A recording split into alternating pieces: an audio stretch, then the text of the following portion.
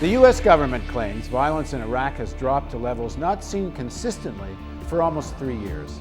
Osama bin Laden says al-Qaeda in Iraq has made mistakes and seems in retreat.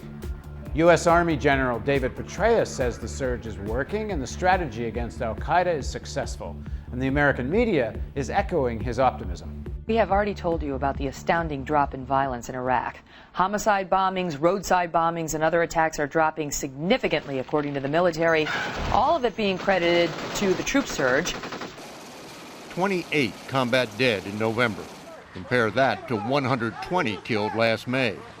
Even a hardcore critic like Democratic Congressman John Murtha, who once pronounced the troop surge a failure, is impressed. No, I think the surge is working. Here to explain what he thinks is really going on is Real News analyst Pepe Escobar, joining us today from Brazil. Pepe, what do you make of these reports that Iraq's violence is down? What are you hearing from your contacts in Iraq? Well, basically, Baghdad nowadays, it's a collection of neighborhoods that are totally isolated from each other. It's a blast wall country, basically. And this reproduces what's happening all over Iraq. So if we look at Iraq at the moment, it's total balkanization, actually. Look at the south. The south, we have Shiite militias battling against each other. We have the Mahdi army battling the Badr organization for control of Basra, basically. In Anbar province, the Sunni tribes who are collaborating with the Americans, they now secure the roads to Syria and Jordan. They are not battling the Americans, they were battling al-Qaeda, and there's no connection to what's happening in Baghdad, where some other Sunnis are also allied with the Americans to erase al-Qaeda from some Sunni neighborhoods, but basically to protect their neighborhoods from Shiite militias. So in Baghdad, it's basically completely, the city is completely divided. When the Americans say that there is peace in Baghdad, this means that the city that was 65% Sunni, and now it's 75 to 80% Shiite, the Sunni neighborhoods, they are isolated from everybody else by blast walls, like Adamiyah or Azamiyah for that matter, which is near Kazimiyah, which has a very important Shiite shrine. So this is what we call peace. We call people living in ghettos, completely isolated and protected by militias. But the American response would be, as balkanized as it might be, better now than it was before the surge. Well, better now than it was before. We have to take into consideration the change of strategy by the Americans. This means there are less missions in Baghdad, in the streets of Baghdad. They are confined to a few neighborhoods near the airport and Camp Victory, the main American base. This means there are more airstrikes. What I hear from people in Sadr City is that the Americans continue to go to Sadr City, and sometimes they don't go only with Humvees and Bradleys. They go on an aerial strike to try to find so-called pockets of guerrillas allied with the Iranians. Usually what they do when in these kinds of strikes is they hit a lot of civilians. And this has been going on in Sadr City for the last 2 or 3 months as well. So there was an American sort of retreat to base, less missions, more airstrikes, and at the same time a very important development. Sunnis in Baghdad, since they consider themselves excluded from the government, some Sunni neighborhood chiefs have tried to strike deals with American forces to protect their own neighborhoods because they feel they are being circled by Shiites. And this goes back to the slow motion ethnic cleansing, violent and sometimes not so violent, that's been occurring in Baghdad for the past year or so, even before the surge started last February. What do you make of bin Laden's statement a few weeks ago, where he talks about mistakes being made by al-Qaeda in Iraq, that some people who have made these mistakes should be brought to justice? What's the context for those comments, if we're to believe that this is a genuine statement from bin Laden? لكن قد تأخر بعضكم عن القيام بواجب آخر هو من أعظم الواجبات أيضا وهو أن توحدوا صفوفكم فتجعلونها صفا واحدا كما يحب الله سبحانه وتعالى.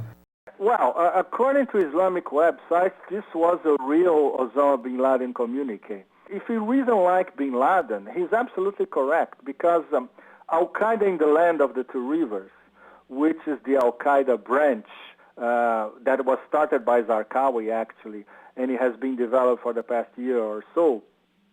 There are not many Iraqis in this branch, for that matter. There are basically Saudis, Yemenis, Kuwaitis, Palestinians, Jordanians, and very, very few other non-Arab nationals.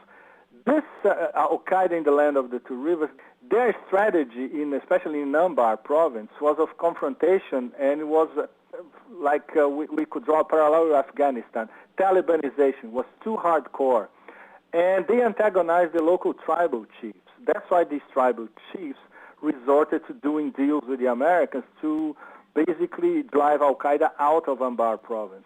The conditions for the Sunni militias or fighters turning on Al-Qaeda, the relative lowering of violence, certainly sectarian violence, if the surge had something to do with it, if increased U.S. troops has helped create the conditions for this, and that's an if, so you should tell me if you think that assumption's at all correct. But if it is, then what happens if U.S. troop levels go down? Look, what's happening nowadays is that both sides know that the surge would last only for a period of time, let's say a year or so.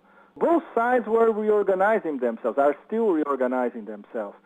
The Mahdi army, for instance, they decided to lie low, not face the Americans, even if they are attacked inside Sadr City, which has been happening for the past few months, because what they're thinking about is 2009. They are already planning in advance. What Muqtada has done, he's reorganizing his forces, he's reorganizing the Mahdi army. There was a sort of purge of more radical elements of the Mahdi army who are now acting by themselves. And he's trying to organize a party modeled on Hezbollah to contest the 2009 elections, where they have the numbers, of course, not only in Baghdad but in the whole Shiite south. The Sadrists believe very strongly that they can reach power by themselves in 2009 parliamentary elections. On the other side, the Sunnis have decided that we cannot fight the Iraqi government, the Maliki government, and the Americans at the same time, because they are trying to concentrate their forces to do something, or maybe a push against the government, that will be, of course, and especially against the Mahdi army, which they consider their main aggressors, after the drawdown of the surge, which is going to be probably next summer. Well, it must be the Bush administration and the whole American security community's worst nightmare to wage a 5-year war in order to put the Sadr Hezbollah in power in Iraq. In fact, they never saw it coming because, in fact, they underestimated Muqtada al-Sadr for so long, starting in 2004, when he actually formed the Mahdi army.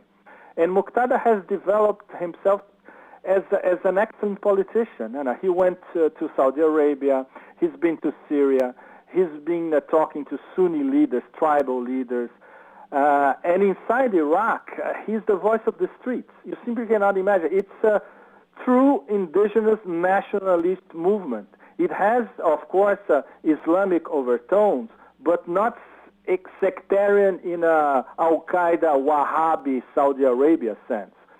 So it's almost inevitable, just like Hezbollah evolved as a resistance movement in Lebanon.